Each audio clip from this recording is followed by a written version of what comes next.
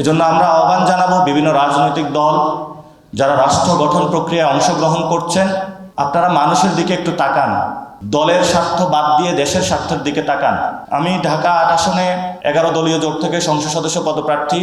আমি সকালবেলা ফজরের নামাজ পড়ি প্রত্যেকটা মসজিদে। হাদিবের যারা ভক্তবৃন্দ তাদের সাথে মুসাফা করতেছি। সবার মধ্যে একটা নতুন স্পিরিটের জন্ম দিয়ে গিয়েছেন আমাদের শহীদ ওসমান হাদি। কিন্তু আজকে 32তম দিন ওনার শহীদ হওয়ার এই বর্তমান নির্লজ্জ সরকার শহীদ ওসমান হাদি ভাইয়ের বিচার প্রক্রিয়া নিয়ে কোনো ভিজিবল ক্লিয়ার স্পষ্ট স্টেটমেন্ট জাতির সামনে হাজির করতে পারে নাই।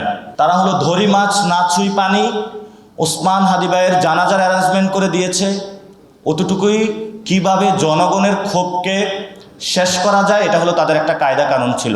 আমরা বর্তমান সরকার যারা রয়েছেন, বিভিন্ন গোয়েন্দা সংস্থা থেকে শুরু করে সবাইকে বলবো, মেরুদণ্ড আর বিক্রি করবেন না। আমাদের ভাই এই বিশ্ববিদ্যালয়ের সন্তান, ইনসাফের রাজত্বের বাণী যিনি প্রচার করেছেন, কিভাবে পেশি শক্তি রাজনীতির টাকার খেলাকে বন্ধ করে সুন্দর ক্যাম্পেইনের আমাদেরকে দিয়ে গিয়েছেন, নতুন বাংলাদেশের স্বপ্ন দিয়েছেন, সেই ওসমান হাদি ভাই বিচার আপনারা কবে করবেন, কিভাবে করবেন, সুস্পষ্ট রোডম্যাপ জাতির সামনে হলো প্রকাশ করুন। যদি না করতে পারেন এই দায়ভার আপনাদের নিতে হবে। বর্তমান সরকারের বিষয়ে আমরা যথেষ্ট ধৈর্য ধারণ করতেছি। আমি যেহেতু এই আসনে ইলেকশন করছি, আমার প্রথম দায়িত্ব হলো শহীদ ওসমান হাদি ভাইয়ের বিচার নিয়ে পুরো বাংলাদেশে সর্ব জায়গায় যাওয়া। তো আমি সরকারকে আহ্বান জানাবো যে আপনারা শহীদ ওসমান হাদির বিচারিক প্রক্রিয়া দ্রুত শেষ করেন। আপনারা এটা সাগর রুনি হত্যাকাণ্ডের মতন বছরের পর বছর ঝুলাইয়ে রাখার এই যে কয়দা কানুন, আপনারা সেটা থেকে বের হন।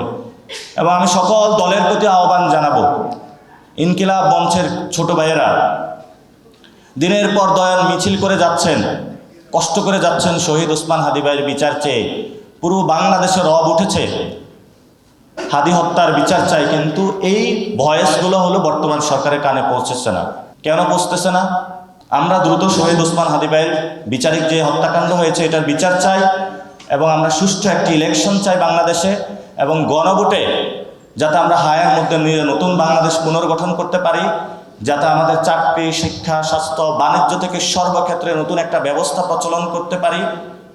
সেই ক্ষেত্রে আপনারা যথাযথ উদ্যোগ নেবেন, কারণ বাংলাদেশ যখন হেরে যায় তখন একমাত্র বাংলাদেশের ভরসা হয়ে দাঁড়িয়ে থাকে ঢাকা বিশ্ববিদ্যালয়। আপনাদের ঢাকা বিশ্ববিদ্যালয়ের কাছে বড় ভূমিকা রয়েছে। আপনারা যদি রাষ্ট্রকে পুনর্গঠনে এগিয়ে আসেন, বাংলাদেশ কখনো হারবে না, বাংলাদেশ কখনো ভারতের কাছে মাথা নত করবে না ইনশাআল্লাহ। সেই যাত্রায় আপনাদেরকে সালাম জানিয়ে এবং সংগ্রামে অগ্রিম অভিনন্দন জানিয়ে আমি আমার বক্তব্য এখানে শেষ করছি। আসসালামু আলাইকুম।